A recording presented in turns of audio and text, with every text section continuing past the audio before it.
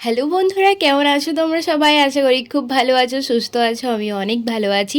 তো পুজো তো চলেই এসেছে। পুজোর আগে স্কিন কেয়ার না করলে একদমই মনটা আনচান করছিল। তো আমি চলে গিয়েছি আমাদের এখান থেকে খুবই সামনে একটা জায়গা, যেটার নাম হচ্ছে গড়াবাড়ি।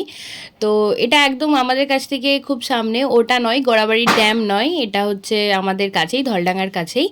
তো ওখানে গিয়েছিলাম। আর এইটা হচ্ছে ঝিলিকদির কাছেই আমি বেশিরভাগ টাইম আইব্রো বা ফেসের মাসাজ টাসাজ বা এইসব কিছু টুকিটাকি আমি করিয়ে থাকি, আগে থেকেই করাতাম, অনেক আগে থেকে। তো দিদি খুব ভালো সার্ভিস দেয় আর দিদির হাতের কাজও খুব ভালো। তো আমি ওখানেই গিয়েছিলাম। দেখতে পাচ্ছ আপার লিপের হেয়ারগুলো বেড়ে গিয়েছিলো, ওগুলোও রিমুভ করলাম, আইব্রোটা ঠিকঠাক করলাম। তারপর একটু বললাম যে ট্যান রিমুভ করে দাও, তো ওটাই করছে দিদি। আর তোমরাও যেতে পারো, খুবই সামনে, যারা জগদোলা করাবাড়িতে আছো তারা দিদির কাছে যে কাজ করাতে পারো, খুবই ভালো কাজ করে। আর মানে আমি অনেক আগে থেকে করাচ্ছি, যখন আমি 11-এ পড়ি তখন থেকে আমি দিদির কাছে কাজ করাই। তো এখানে সব কিছু করানোর পর আমার সাথে আমার একটা বোন গিয়েছিল, ওই দেখো পিছনে বসে আছে। যাই হোক, এখানে কাজ করাবার পর তাড়াতাড়ি আমাকে বাড়ি ফিরতে হয়, কারণ আজকে ছিল মা কালীর বিসর্জন।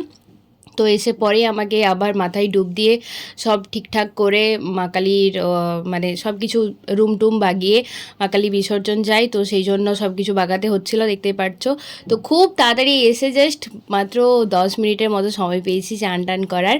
তো এই মা চলে যাচ্ছে, মনটা সবাইকার খুব খারাপ ছিল, সবাই খুব কেঁদেছে।